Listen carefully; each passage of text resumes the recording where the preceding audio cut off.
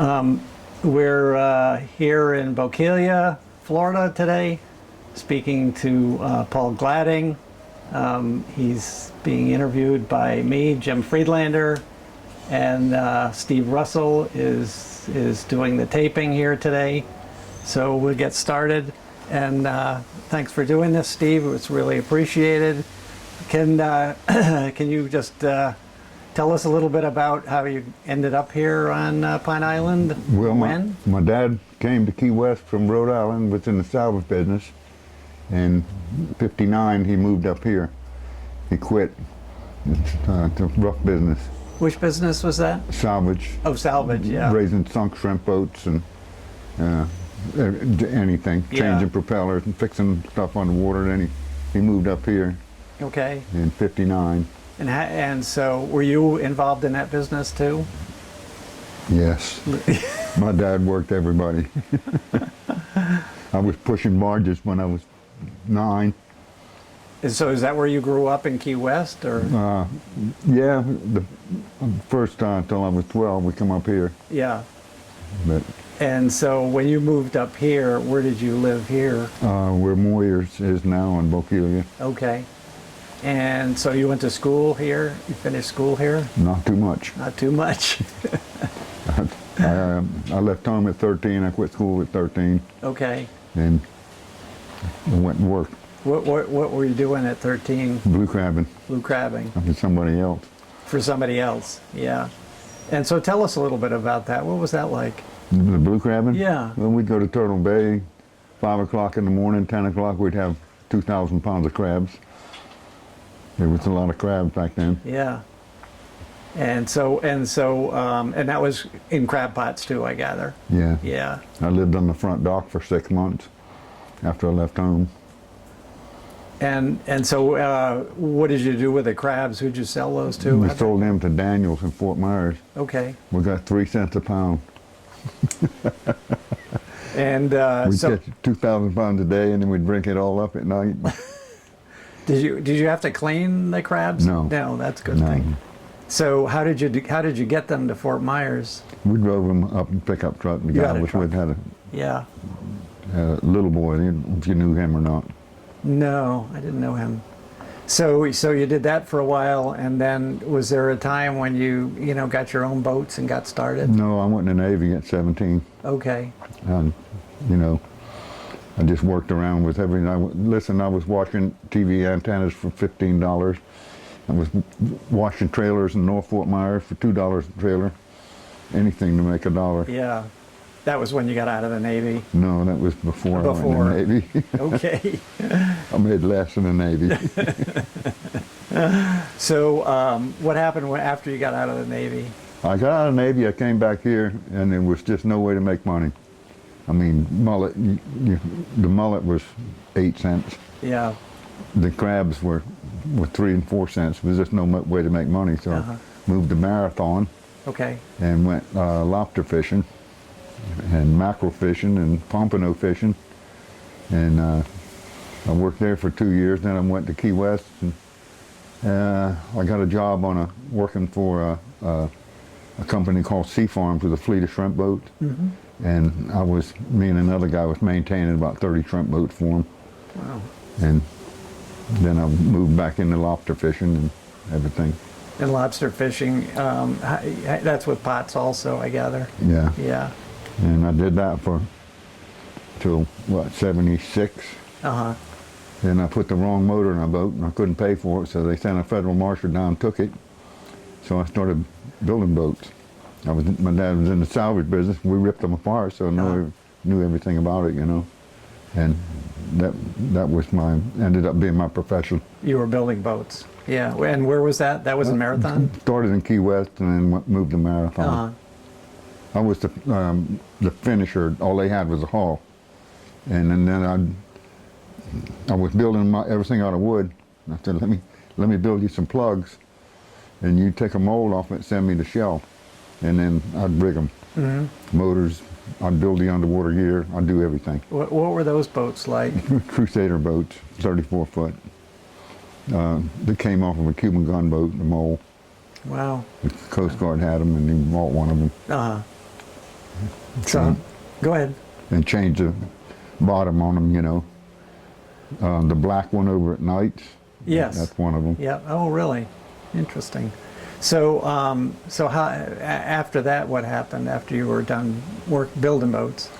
Well, we saturated the market, so it really dropped down. So I went back to Key West and bought a boatyard that my dad built for the guy. When my dad was 34, he built it for him. I bought it from him when I was 34. Mm-hmm. Wow. And I stayed there 10 years. Then my wife wanted to come back home, move up here. So your wife was from here? So I bought the marina. Yeah. Because she liked to drink a lot. And you have to have a job. You're not just going up there and being a drunk. So tell us about the marina. It was wrecked when I bought it. Uh-huh. And we put it back together, and we stayed there 10 years. But my daughter passed away, and then my wife was getting sick. She passed away. Why stay there? You know? Yeah. That was Lavender Landing, right? Yeah. So what was Lavender Landing like then? I know when I first saw it, it had a couple little cabins. We had 3 rentals, Uh-huh. and then I had put upstairs in the big building.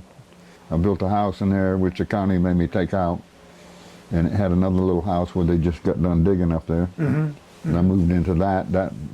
They burnt that 3 days before I bought the marina, and burnt half of the house down. So I rebuilt it. I rebuilt everything, and the boat ramp was dirt. I put a concrete ramp in it and some seawall, Uh-huh. and I dug it out by hand with a pair of clam tongs. You don't have to get a permit if you do it by hand. Yeah. Yourself. So what services were there? I gather you paid, or people had to pay to launch their boats there, right? Or was it totally different then? It was $5 to launch your boat and park, and after I put the boat ramp in, I went to $10. Uh-huh. We rented a room for $85 a night, and you got a boat dock with it. So, and we had people from Florida mostly. We didn't do no wintertime business. All the business was summer. Yeah, I gather it was much better fishing in the summer then? Yeah, the farmers come down, and Yeah. they can't plant and all. Yeah. So that went on for 10 years, For 10 years, yeah. and then you got into the crabbing after that? Oh no, I was crabbing doing that. Oh, you were? I've been crabbing since 1970. Oh, okay. Even though I had businesses, my boatyard and all, I didn't work on weekends. So I went crabbing and lobster fishing, diving lobster. Yeah. So Okay. Can you describe how crabbing works? I mean, for people who don't know anything about how it works. you put the traps out and you pull them. Yeah. You have to. It takes like I don't go outside anymore. I used to go way offshore, and you just get beat up. You know. It made a lot of money out of it. 2000, I've had $250,000 worth of crabs. Wow. Wow. Yeah. So you buy the pots, but you put the concrete in them? Yeah, they're knocked down. They're in a box. Okay. You got to put them together and okay. screw everything on them and then concrete them and all. Yeah. And it takes a long time to figure out the bottom what they're doing.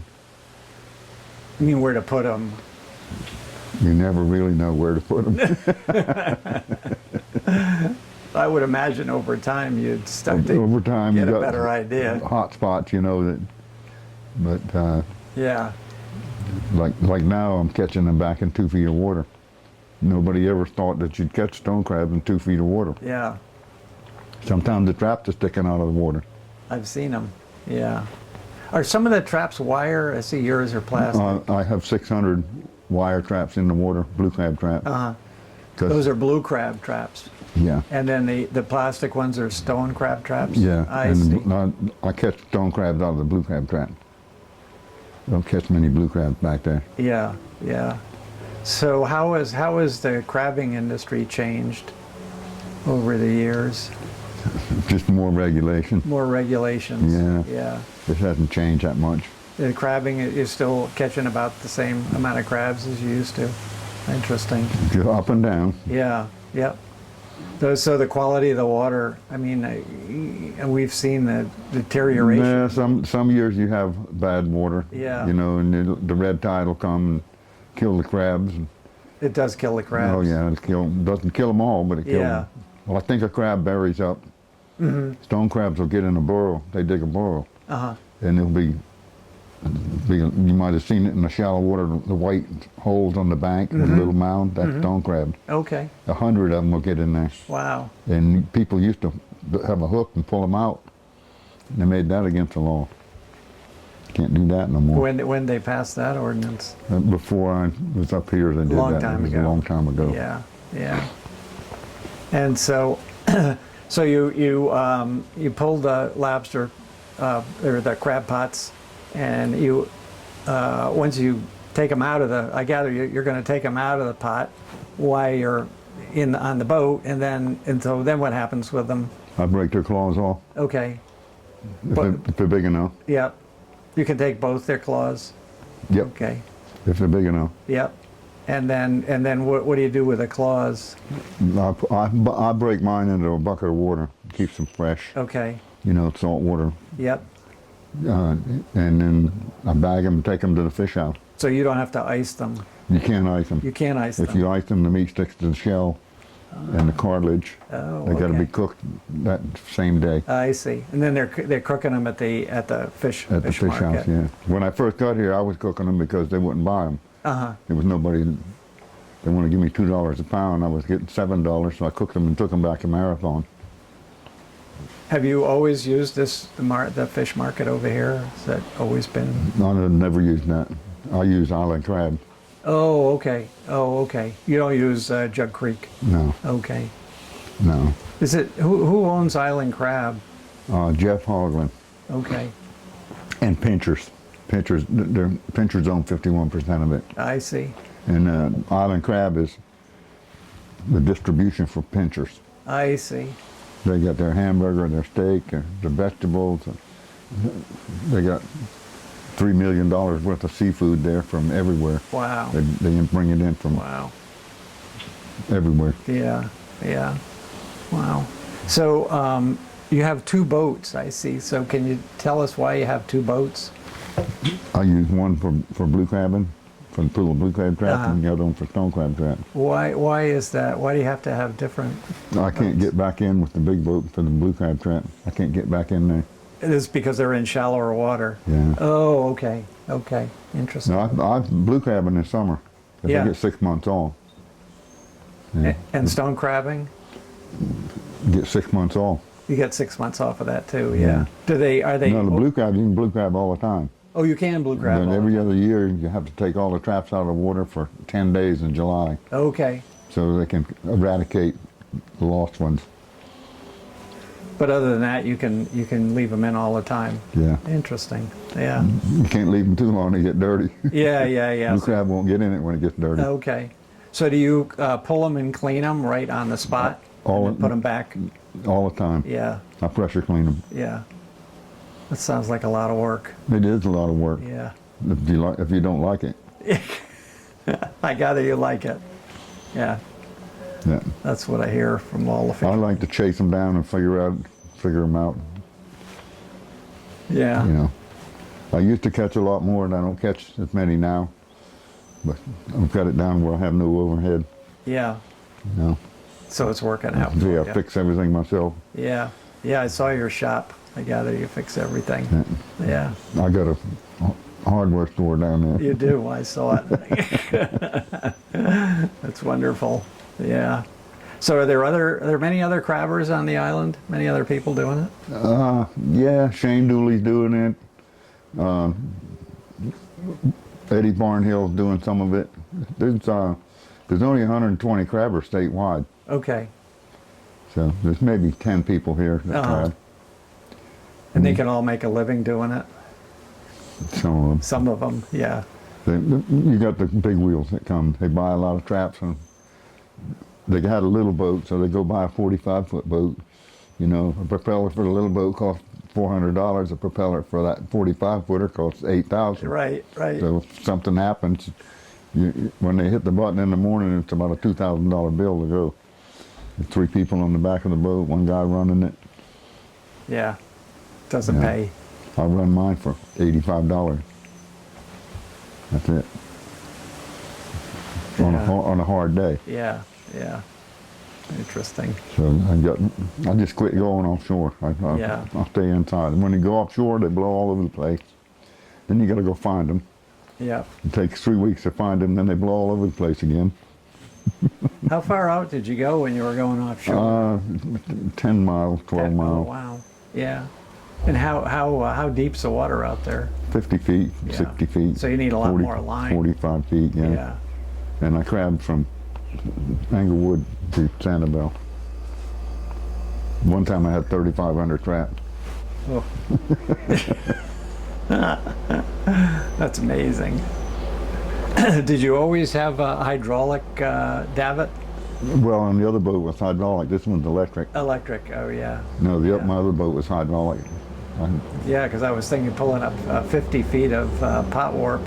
It takes about 70 seconds to pull Is that all? Yeah. 75-foot So rope. pretty quick. Did you ever have any serious accidents out there? Because it's pretty, really. Broke my wrist and things like that. Yeah. The other day when I was over here, you were telling me about a little altercation you had with a snake. Can you tell us about that? Yeah, I got bit with him. He bit me right there on the end of the finger, see it? Yeah. That was 2011. And tell us about how that happened. I was putting traps overboard. He was in the rope, and he looked just like a rope, them little pygmy rattlers. Uh-huh. And when he bit me, I threw him away. Just reaction. Yeah. I was out off of Boca Grande. So and, he had crawled onto your boat to get on to... No, I was taking the traps off the land and putting them overboard. Ah, So when I reached in to get the rope, he let me have it. And wow. So it almost killed me for 2 years. did you get medical help? You can't get nothing if you don't have the animal. Oh, really? Is that right? They have to see the animal. Yep. So what, you just didn't... It's weathered it through. They gave me hydrocodone so I could sleep. My Yeah. hands all swelled up, both of them like this. This one would turn black.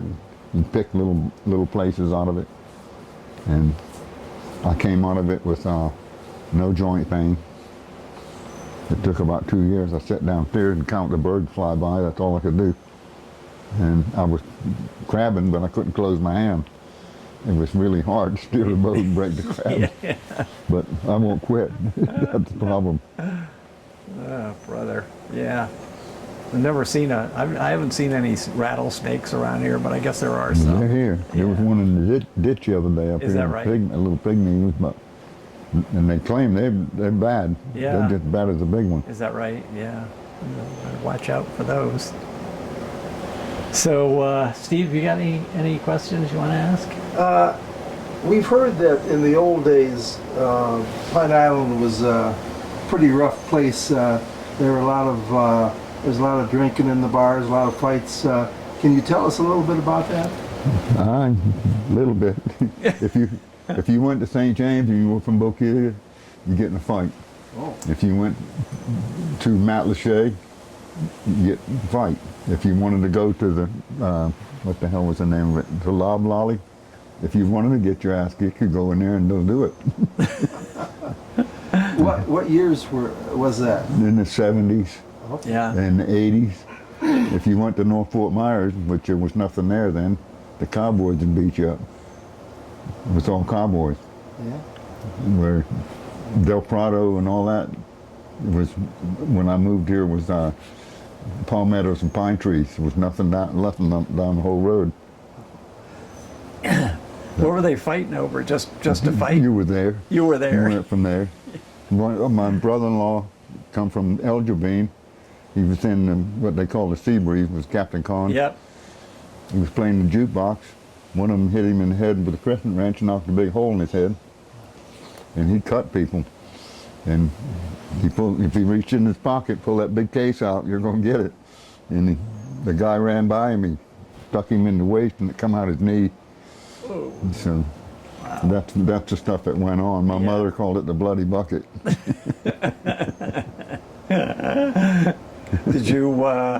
Did you try out these places much, or Did I what? did you go frequent these places at all, or did you stay out of them? I went everywhere. I'm You went everywhere. 14, 15 years old. I was drinking just like I was Yeah. 20. Yeah. You survived though. No knife fights. I never cut nobody. Yeah. Yeah. That's good.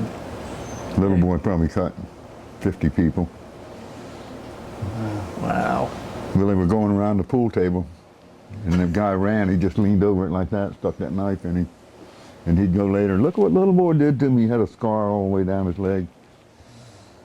And there was no police, I suppose, out here. It was one, Ted Smith, Yeah. and one deputy sheriff on the island. That was it. Yeah. Things have changed a little He'd bit. catch you driving. You boys be careful now. You know, with 13, 14, 15 years old driving. Yeah. We scallop fish some here. The causeway finished that. Yeah, I heard that it's ruined the scallop fishing. Oh, there was a lot of scallops Yeah. for July and August.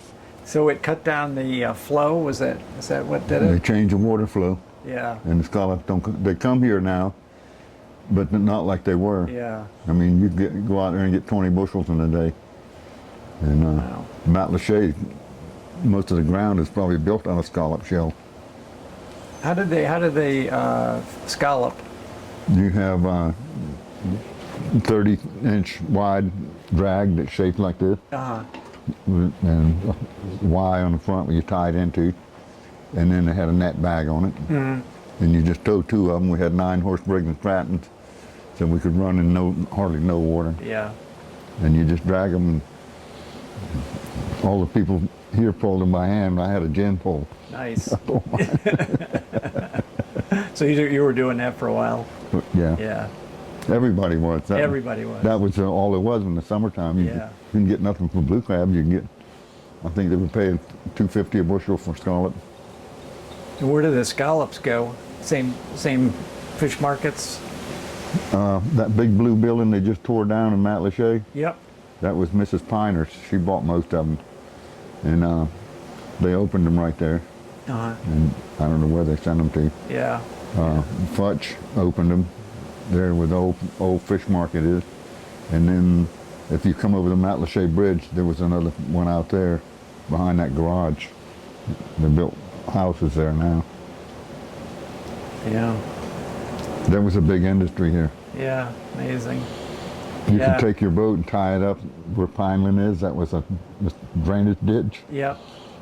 Just leave it there, nobody mess with it. You know, you come back in the morning, all your stuff's there, bring your gallon of gas and your sandwich. Same thing Amazing. at the co-op Yeah. with the mosquito ditch. You just pulled up there and tied up to a mangrove. Yeah. Nice. Yeah. No more, everything belongs to somebody now. Yeah. Yeah. Yeah. Well, You spent a lot of your life on the water. All of it. You must have seen some amazing things out there as far as storms. Did you ever see anything unusual you couldn't explain? UFOs, anything like that? I want them to take me with them. I'll clean the bills, I'll do anything they want, just take me with you. Did you ever get caught out in bad storms? Oh yeah, yeah, Wondered if you get back? yeah, yeah. My dad, we left here, we had an 80-foot barge, a wooden barge. It was made out of about 3x8s, uh-huh. and it had all his tools on it. Had spuds on each end that we used in Key West. We built docks and everything, built all the Navy docks. Uh-huh. And my job was to chop the points on the piling, put steel points on them so we could drive them through. But anyway, we left Marco. We had a 50-foot tugboat, and it started blowing, and it got so bad that I got in a little Boston Whaler and went back there about 4 o'clock in the afternoon, and the whole deck was going like this. So we towed it till it broke apart, and we left the anchor on it with 600 feet of nylon tow line so nobody would run into it. Yeah. It ended up, one side of it ended up on where the lighthouses at Sanibel. And that we lost that off on Everglades City. And we run 4 hours ashore to get out of the weather. And, I mean, it was coming over the top of that tugboat. It was scary. Yeah, that sounds really scary. And I imagine here in the bay where it's so shallow, it gets pretty steep. Yeah. I came around Cape Horn on an aircraft carrier within the Navy. We were refueling from a 600-foot oiler, and he was going down to the bridge in the water. I got a picture of it in there. He was diving and going right down to the bridge. And when he would come out, you could see the whole bow, the whole bottom. 40-foot seas.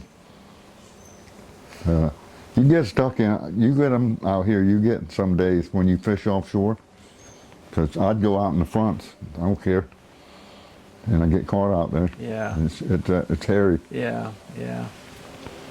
Yeah, well, the thunderstorms, the way they come through here. Well, the fronts.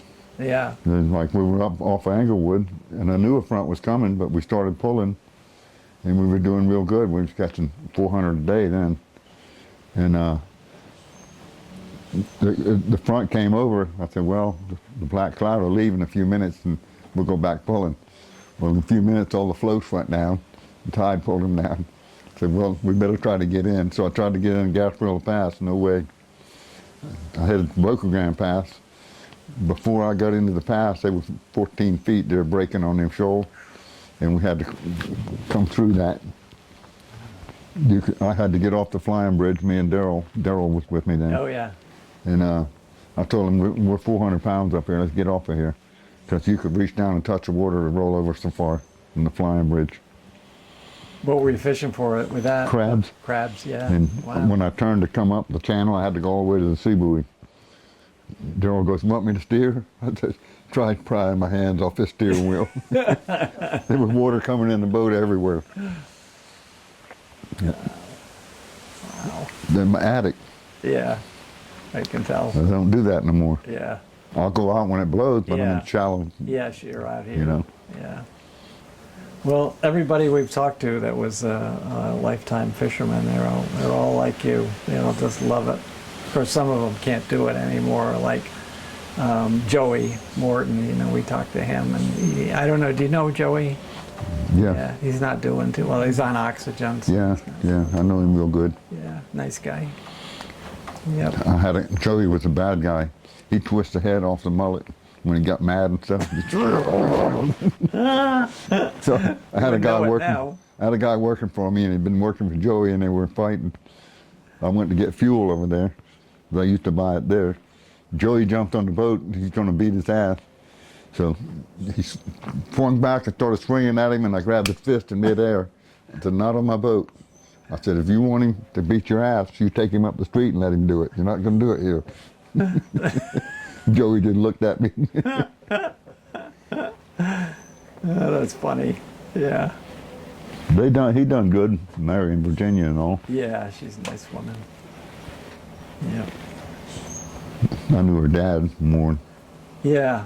Yeah. He ran the marina, the fish house over here, right? Yeah, he owned that one. Yeah. He owned the one where the big blue building was. That was his freezer, that big concrete building there. Yep. Yep. Used to be Woody Shell Shop. They built that to freeze mullet, and that didn't work out good. No.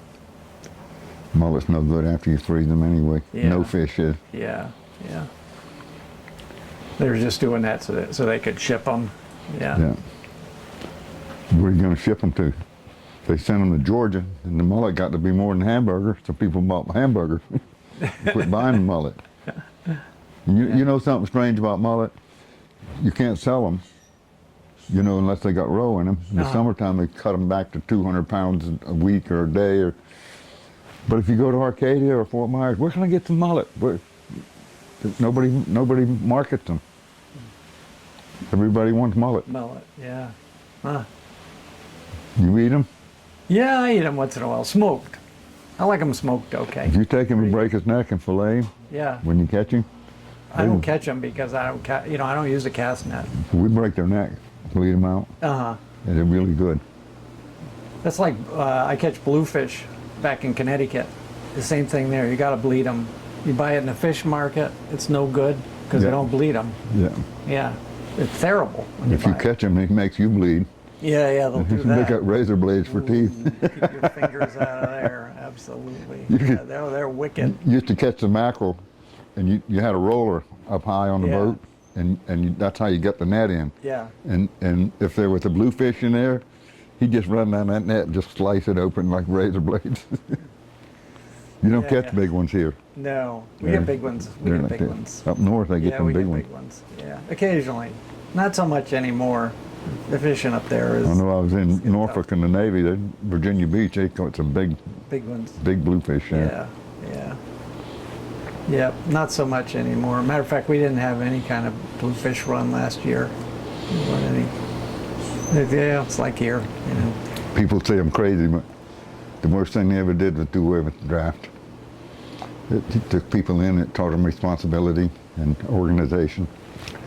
Now they don't know anything. Yeah, Gives them some maturity too. Yeah, yeah. Well, you learn to take order, and yeah. they just don't do that no more. The kids now, I guess it was that way when we were kids, but it just seems so much worse now. Yeah, yeah. Well, I think a big problem now is all the electronics. You know, these kids are just locked into. They stay in their room and then look at their phones. You know. They're on the damn boat with the, Oh yeah. well, I go by See one that? and get off the phone, you're on the boat. Yeah, yeah. You see it everywhere. You know. Everywhere. Yeah, I know. Yeah, and now it's in the schools. You know, it's everywhere. They shouldn't. Little kids don't have no business with the phone. Well, I agree. But they know all about sex by the time they're 6 years old. Yeah, it's true. And how to rob people, and they show them how to make bombs, Yep, guns. yep, yep. Times have changed. Anyway, we moved up here, and my dad bought that property down there. He took a Cuban freighter off the reef at Tortugas. That was his last job, and he got $26,000 for it. So he came up here and bought this place for 20 grand. Which place? What did he Where buy? Warriors is. Oh yeah, yeah. Okay. We owned from the beach to the creek. It was 2,600 feet, 100 feet wide. Who dug that canal? Me. You did? Yeah. Yeah. My brother started. He dug about 50 feet on the end, and him and the old man got in a fight. So he went to work for the oil company, and he showed me. I was 12 years old. I'm going to show you how to run this drag line. And every day I got home from school, when I went to school, get on the drag line. You're not going anywhere. Wow. So finally I broke the drag line and I left before we got in a big fight. What was a drag line like? It was a 3/8 yard unit. He bought it from a place in Iona for Uh-huh. $1,500, and it was on a hill. My brother drove it off the hill. They brought it out here. It didn't have no walk on it. You had to throw the bucket out and pull it wherever you wanted. Oh, okay. Yeah. And we pumped it down. We didn't bulldoze. We didn't have a bulldozer. We used a pump, water, pumped Yep. it down. Yep. I've seen that. Yep. But they made it one piece of property now. That was two pieces of property down there. It was two strips. Uh-huh. Imagine $20,000 for half a mile of property. He put 8 trailers on it. That's all the county would let him have on it. Those were rentals. Huh? It was a rental. They rented the space. He rented the Yeah. spaces, yeah. Yeah. How long did that last? I'm thinking 70 or 71 he sold it. He got 90,000 for it. And that place where you go through the cut, I think they turned down 450 just for that lot before they built the house on it. Yeah. This tugboat was sunk there for a long, long time. So they must have pulled it out one. I don't Yeah, I know. never saw that. Yeah. He had a 50-foot tug with a steel cap on the bow and the stern. He just let it. Just let it go there. Yeah. Yeah. Didn't use it no more. He stripped everything out of it and left it there. Back then you could do that. Yeah. Well, there's still a few abandoned boats around Take here. it out to the boneyard. In Key West, on Christmas Tree Island, that's off of Key West, the backside of it was loaded with old boats. Old boats. Yeah. You could go by there and the crawfish would be the lobster be sticking out of them. Good for that. He bought a 400-foot barge because the summertime was slow down there. Oh. So then they'd blast the barge with dynamite and blow it up and then take it to Miami for scrap. But it was pontoons about that wide in between them. And you could just go along with your spear like that and get all the lobster you wanted. I mean, it just filled right up with them. Yeah. Well, I think we're pretty good. Okay. Yeah. Thanks a lot for your time, Paul. Yeah, he's got a light here that is working pretty good, actually. All right. That's from an old piece of driftwood I found.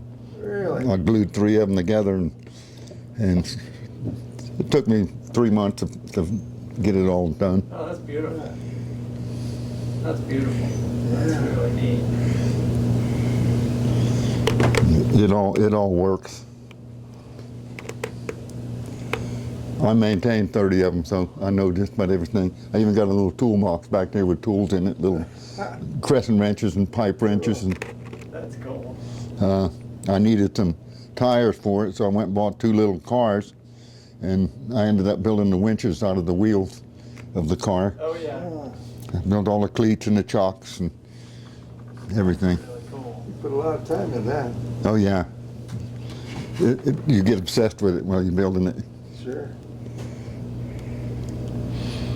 You like that name? My ass is long. My ass.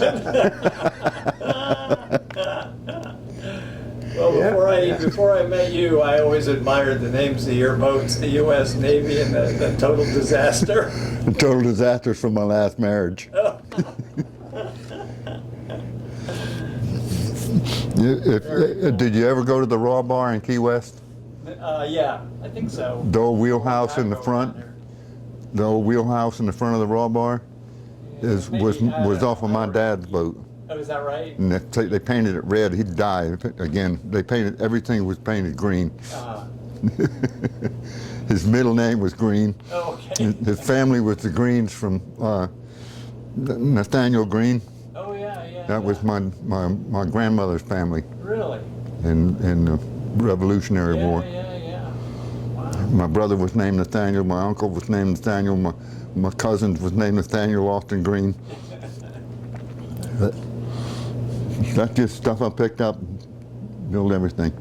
Cool. Very cool. Do you have any more that you want to show us? I got sailboats. I got race boats. I got the pirate sitting here with a chest full of treasure. These are beautiful. My dad had them pirates, so I filled the little chest up with silver. They hardened it. I don't know if I'm getting in your way here.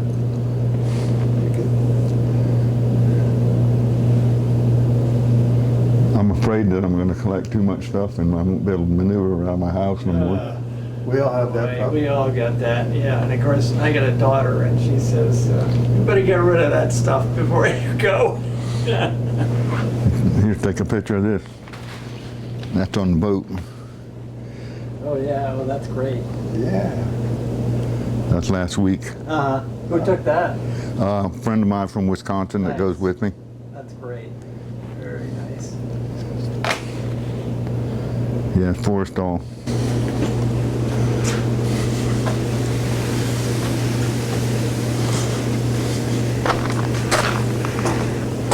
It's a total disaster.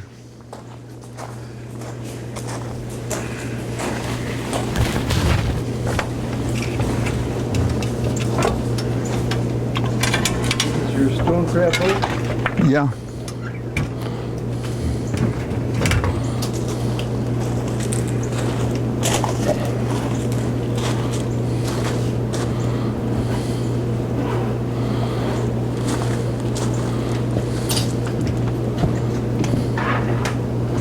The puller's on the other side.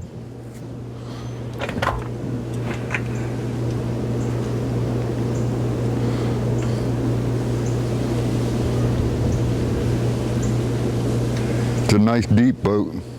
Yeah. I looked a long time for it. That's a 1977 pacemaker.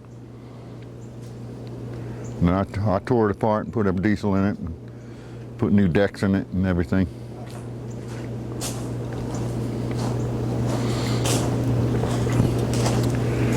I build my electric panels Uh-huh. in a DeWalt drill box. It's got a nice cover with stainless steel hinges and everything on it. Like your latch there, a little fish. Yep. You want to get on there? I don't know if I need to get on. I can see a lot from here. You can't see the puller from there.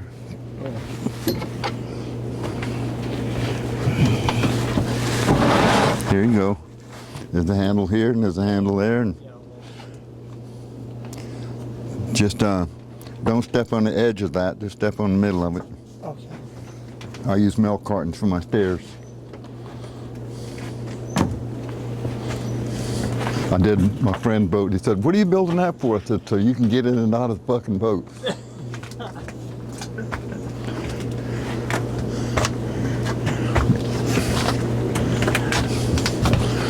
This is your puller. Oh, yeah. You hook it and pull it. And you gotta pull the rope. There's no reverse on it. Yeah, that's So- exactly the kind of rig they have in New England for pulling lobster Yeah. traps. Yep. This is a rope cleaner. This is my invention. That I've never seen. That's a great I take a piece of 2-inch pipe and weld it, Yep. and the rope cuts a groove in it, and that thing will clean that rope like you can't believe. Bet it will. Take everything off of it. I bet it will. So you're gonna have all your traps stacked up back here, or in front? Both ways. How I many don't- traps can you carry? This boat I had 110 on it when I first bought it. They were scattered outside, and I kept finding them and finding them and finding them. And the problem with it then, the deck frame went down and out the stern Right, was PVC, right. and it had a dive platform on it. After I got in, I started looking at that. The PVC was about halfway through the fiberglass on the stern. If that would have come out of there with them 110 traps, no way you wouldn't even found it because it's under the dive platform. Yeah, And I put a Yanmar in here. yeah. I just bought a Yanmar. I got a sailboat back in Connecticut. I just bought a little two-cylinder 18 horsepower Yanmar to put in it. It had a Volvo in it. It's a piece of junk. Piece of junk. It's a piece of junk. I wouldn't put them in the boat when I was building them. I put one in. Yeah, I refused to put them in. yeah. I mean, the way they're designed and made, terrible. I have this one, and I have another one ready to go in. Uh-huh. That I bought and rebuilt, put a transmission on it and everything exactly like this one. How big is this one? 170, 4-cylinder. Nice. Yep. We had a lobster boat for a while. We had a Perkins and that. Yeah, It's a good motor. they're pretty good motors, yeah. Turbo 6. You can't beat these things. Yeah, That thing holds 80 pounds of oil pressure. that's a lot. It's good. Every one of them. Yeah, yeah, And I seen one, so I bought it. It's exactly the same. Everything's the same on it. yeah. And I do that with outboards. I keep a new outboard. If something happens, I don't mess with the old one. I just take it off and put a new one on. Yep. Going. You only lose one day. Neat. And I've got a pressure cleaner pump. I got a wash down pump, and this thing is I got an electric pressure. I got you know what a gear pump is? 2 rotary gears. Yes. Yeah, yeah, yeah. I have one of them on a 1-horse electric motor in here. Uh-huh. The son of a bitch will blow you out of the boat. Yeah, I work on motorcycles a lot. Antique motorcycles. They all have gear pumps, the oil pumps. Yep. I use a 3/4 gear pump on here. In fact, I've had this one for 20 years, and I hooked up the same motor this has on the bilge. And I had to take the spray nozzle off of it because just once you turn it on, it wets everything in the boat. All right, the little boat's over there. Yeah, we'll take a look at that.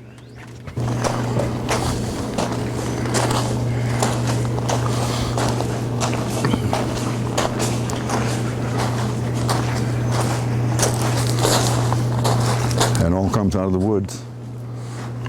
Yep, Found it up in the mangrove. free lumber. The composite stuff, I build everything out of it. Anyway, this is an old Mako. Oh yeah. It's actually a flare. They took a mold off the Makos and started to begin with. It's like the same as a 19-foot Mako. Okay. Yeah, I had a Mako 17 for a long time. And Boats. I gutted it. Yeah. Yep, I see that. Put the deck frames in there. Yep. The only thing is the stringer's loose. They got this resin at the trading post. It's low profile, but it doesn't bond back to itself. Oh. So I livened it up because the resin was dried out in the bottom. You know how it turns white? Yep, yep. Because resin never stops drying. And then when I put the stringers in, it didn't bond to itself. But it doesn't hurt nothing. Yeah. But, Does the boat flex more because of it? Or the bottom does. The bottom does, yeah. The sides didn't stick, so I cut it all out, pulled it all off the sides, and reglassed everything 2 years ago. But it worked good. I put a step in the stern, so I hardly draw it.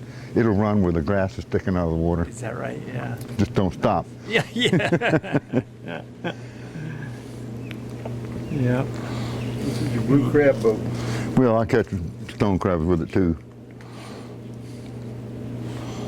I gotta make a couple changes to pull more stone crab traps because I gotta move my davit out a little bit because I'm gonna run them stone crab traps back in that shallow water next year. You like that 90 Yamaha? Yep. I used to have one on a skiff. Good engine. I don't understand something. I paid $11,600 for that, for 4-wind. I went back and bought the last one, it was $9,600. That doesn't usually happen. No. Prices go down. No, $2,000. That's pretty weird. Did they have an explanation for that? Nope, I didn't ask. Yeah. I paid them cash money. I don't deal with credit cards or Yeah. computers or none of that. I deal with cash. Yeah. If I can't put my hand on it, I don't want it. Oh, we'll order you one. No. I have to order from Hydroslave in Maine, things like that. I use a credit card for Yeah. it. Other than that, I don't use one. Take a white envelope. There's a pressure cleaner on this one too. Yeah.